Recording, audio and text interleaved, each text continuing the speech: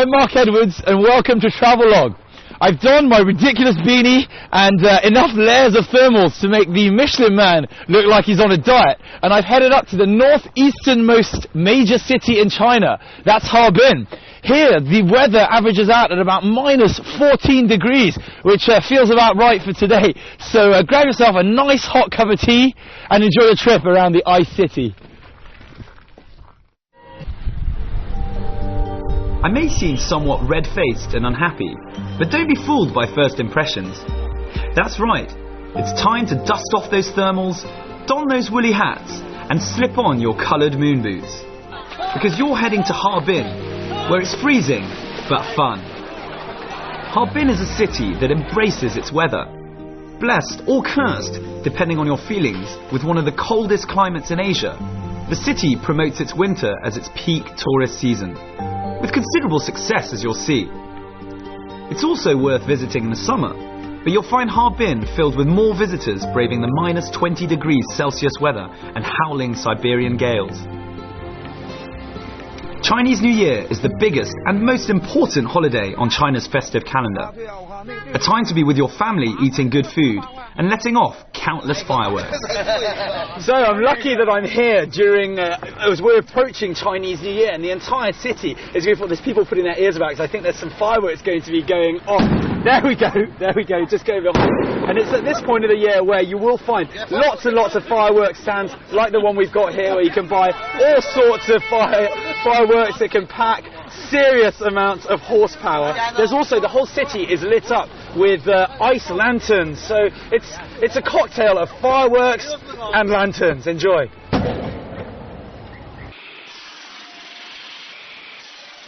Chinese New Year, or Spring Festival as it's commonly known, takes on a slightly different look in Harbin. Certainly when you compare it to other places in China. You'll still find the red lanterns, which are synonymous with any Chinese time of celebration. However, you will also be greeted by the sight of endless ice lanterns scattered all over the city. Everywhere you go, you'll be confronted by these wonderful ice designs that give the whole city an almost fairy tale-like quality.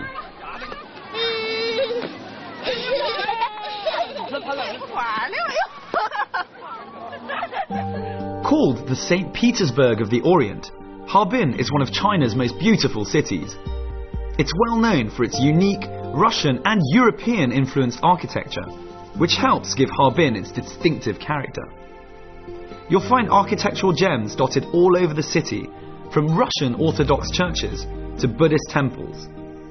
The Russian influence is perhaps the most visible thanks to Heilongjiang province's proximity to Russia.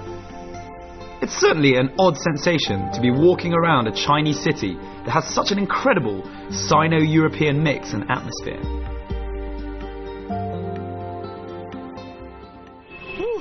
Now Harbin is an extremely special city. You'll find different types of European architecture here, and predominantly Russian, like you can see behind me. This is the must-see site, or one of the must-see sites in Harbin. It's the Cathedral of St. Sophia, built in 1907. I'm going to take a lot of photographs. Let's go have a look. I'm not the only one who thinks that going camera crazy here is a good idea. St. Sophia's Cathedral is one of Harbin's most photographed landmarks. It really is one of the most beautiful and interesting sights in the city. Set in its own square, it dominates this part of Harbin with its glorious dome. An idyllic setting for a wedding, perhaps?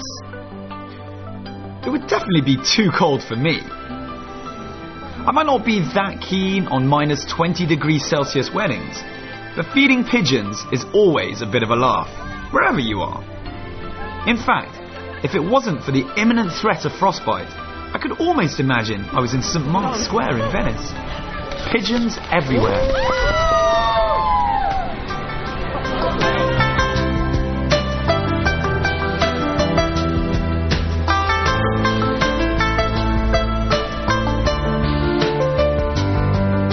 Once inside, you'll be treated to what remains of the interior religious artifacts, such as the beautiful frescoes above and around you in the centre of the room. The artifact is still incredibly well preserved and clear for everyone to see.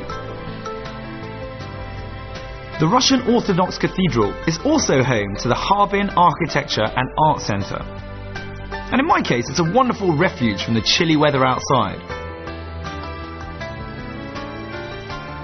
Here you'll find an interesting photographic storyboard of Harbin's history. It's open from 8:30 in the morning and closes at 5 in the afternoon. Despite the majority of the captions being in Chinese, you can definitely get a feel of what the city used to look like from photographs dating all the way back to the 1900s. There are also additional photos available via touchscreen computers.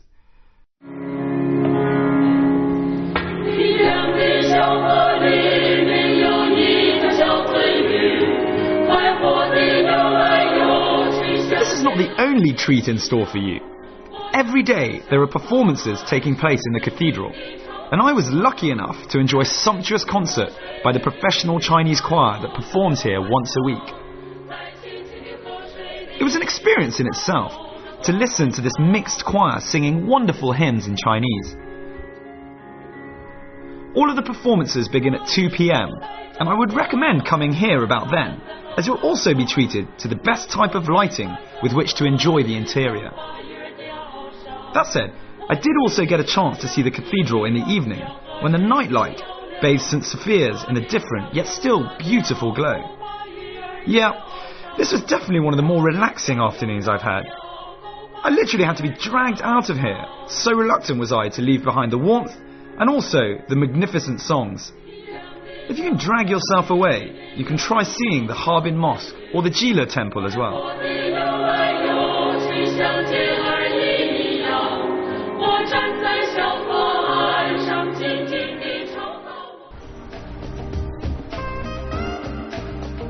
Right, time for some retail therapy. And in Harbin, there's no better place than on Zhongyang Dajie, the city's main shopping street, with a sublime mix of Chinese and Western shops. Built in 1898, the street is 1,450 metres long and embraces all sorts of different types of architecture. You've got Baroque, Renaissance and modern day. The cobblestones that form the street were designed and laid in 1924 by a Russian engineer, with every stone costing $1 silver. Thus, it became known as the Golden Street. Even back in the 1920s, the street was famous as a global shopper's heaven. Perfume from France, linen from India, furs from Russia and wool from the UK gave this street its fame. In some ways, Harbin is as much a cultural mecca as it is a recreational centre. But it's certainly a good place to go shopping and explore the streets. There are also numerous fine restaurants and bars along Zhongyang Dajie, with a high percentage of them being Western or Russian. This is also a good area to pick up some Russian goods and souvenirs, as there are many shops that specialise in this. Right, well, as they say, it's all about location when you're looking to invest in property. And the French entrepreneurs who built the famous modern hotel got that bit right.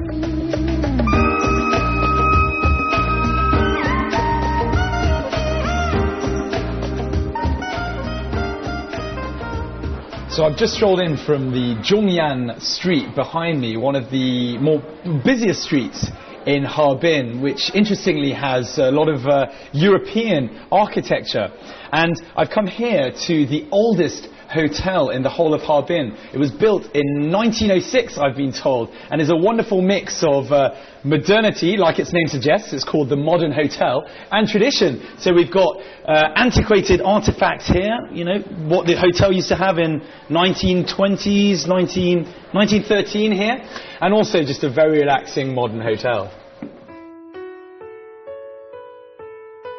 Situated right off Zhongyang Dajie, the name is a slight misnomer, as the Modern Hotel was built in 1906 and remains Harbin's oldest hotel.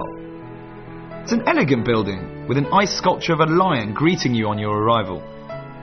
The hotel is bursting with character and has marble and carved woodwork decorating its public areas. The rooms are modern while still retaining an almost Baroque style. It's one of the many hotels that can be found in the city centre. If you're more into 5-star chains, Then there's an impressive Shangri-La Hotel, which overlooks the Jiaolin and Stalin parks, making it the perfect place to stay during Harbin's famous Ice Lantern Festival.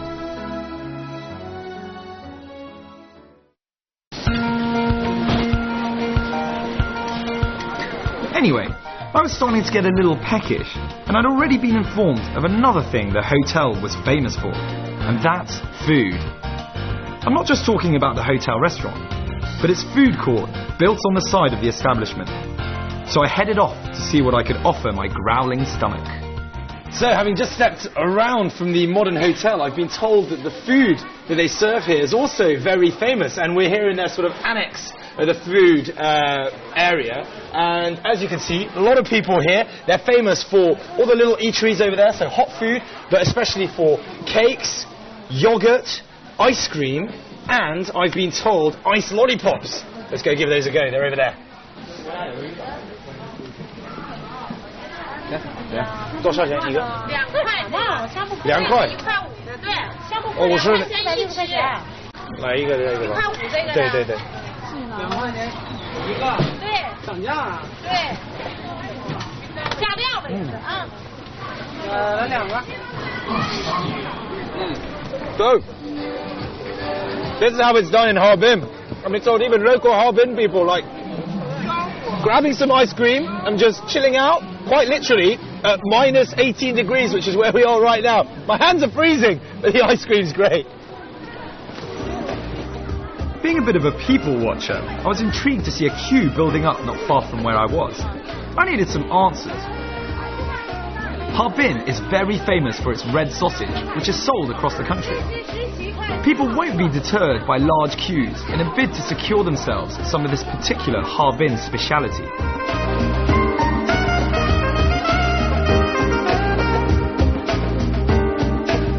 As you'll find in any other of the major Chinese cities, Harbin offers a good balance of Western and Chinese food. Whatever your tastes, they should be catered for here, with a greater selection of Russian restaurants. Logically though, you can find more northeastern specialities in terms of Chinese food. Give the dumplings here a go, they're perfect for warming up those frozen bellies.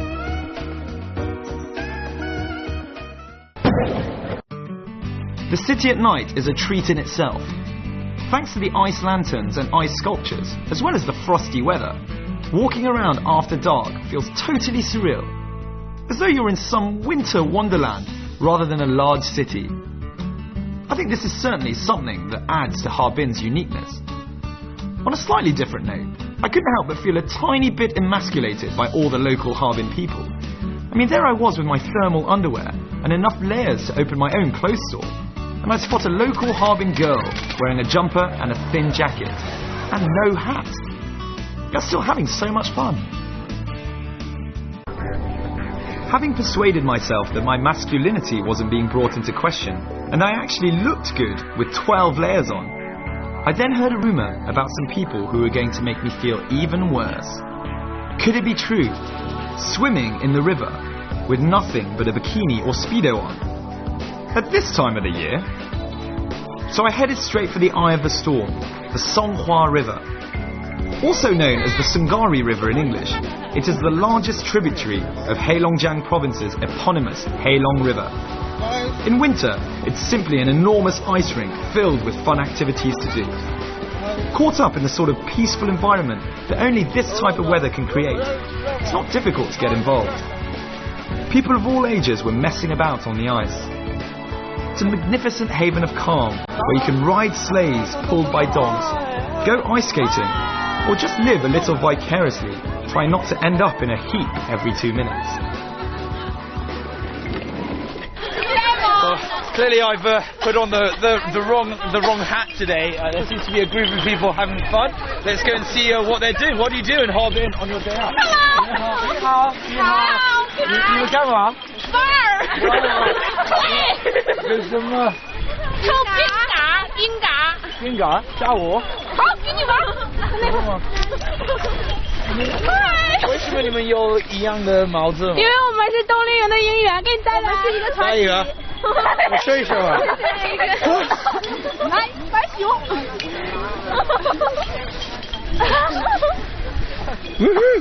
I can now. 谢谢。这个手跟今天。教我真的。I don't really know what I'm supposed to be doing, but I've got the hat. I think I've got the right gear. So let's have a look. Hey, have a look at this guy. Have a look at this guy. Woo!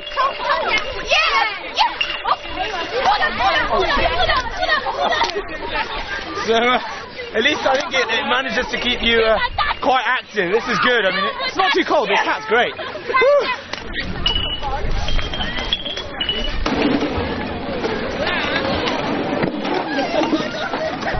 So we're just heading in to go and see the wonderful people who go swimming in minus 14 degrees. I can't really say I'm jealous, but let's see whether they change my mind.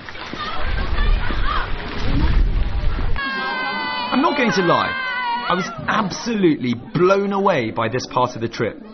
I was dreading the fate of these swimmers, but then I wrongly thought they were swimming in a heated pool.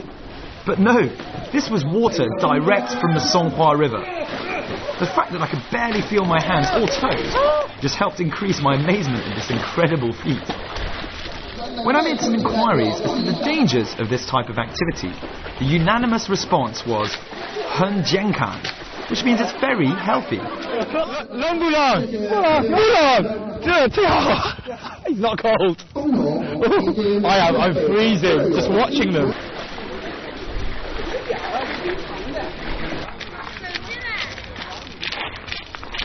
Ashley, come on. Whoa, 82 years old. She doesn't even seem cold. 你游了多少年？我59岁有的。 That's right, 82 years of age. So fit and healthy. I think it's time to start taking cold showers in the morning when I head back to Beijing. So I finally arrived at the Harbin Ice and Snow World. There are 3 such ice festivals that go on here in Harbin, but it's the most important event in the city. They run every year for around 6 weeks in the winter. You just can't miss it. Come here for this. I'm going to go and get overly excited, I'm sure. Woo!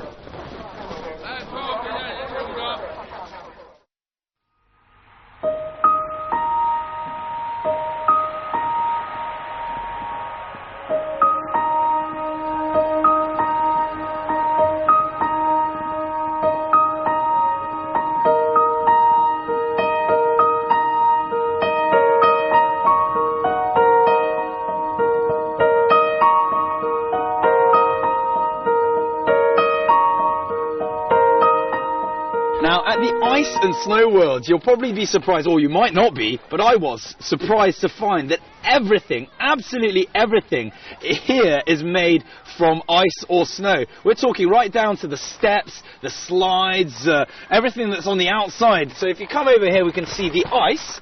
Look at this.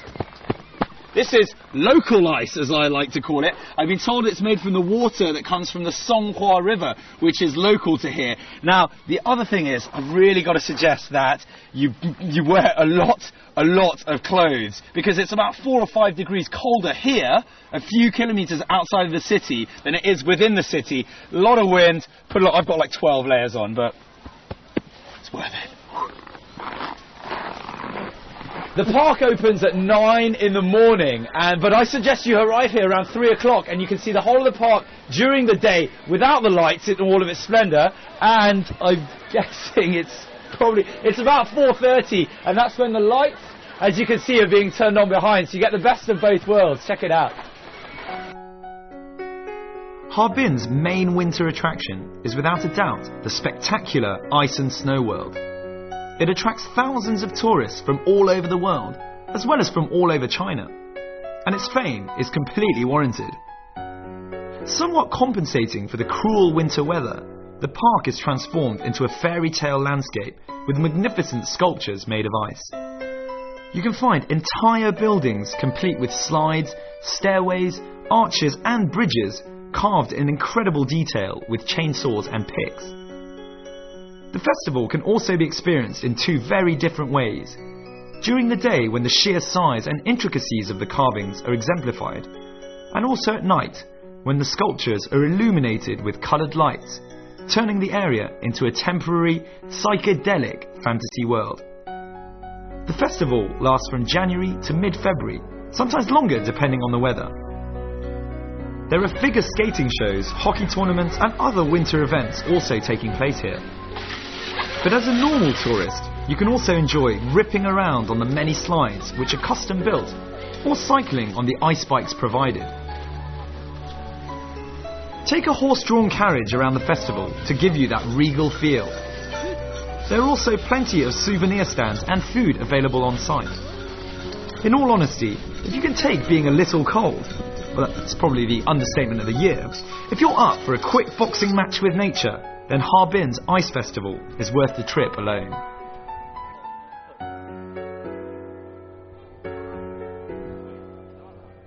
My name's Mark, how you doing? What are you doing in Harbin?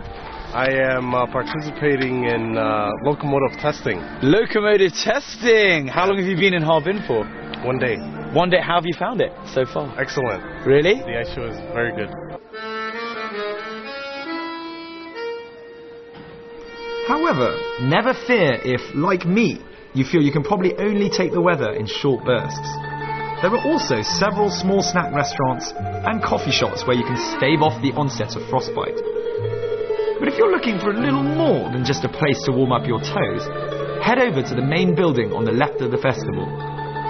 Here you can be entertained by a Russian dancing and singing troupe whilst you revive yourself with that hot cup of coffee. Close your eyes, listen to the music. You can almost be in Moscow. The nighttime does also provide a chance to bust into a few well-practiced dance moves, as there is music accompanying you around the park.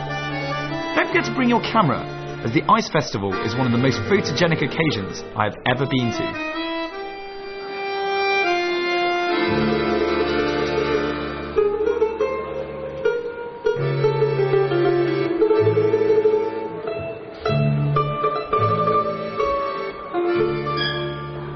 You may have been to one of the many Disney amusement parks scattered all over the world. Florida, Hong Kong, Paris, or even had the chance to witness their extremely successful show Disney on Ice. Well, here in Harbin, you have something that adopts elements from both these attractions. It's Harbin's very own Disney Ice Festival. Since it's filled with all your favourite Disney characters, some would say it's more aimed at children, but there's definitely something for everyone. From Aladdin's hilarious genie to a platform dedicated to Disney's hottest beauties, dominated by Ariel of course, all of Disney's heroes have some part to play in making this park well worth a quick peek. One of the qualities of the Ice Festival is the sheer volume and diversity of the people who make the trip. It's an extremely popular attraction, despite the freezing cold. Some might say that it's almost because of the ridiculous temperatures that you can find so many groups and families in such high spirits. With its reputation growing every year, it's quickly becoming the place to visit in China during the winter months. And I'll definitely vouch for that.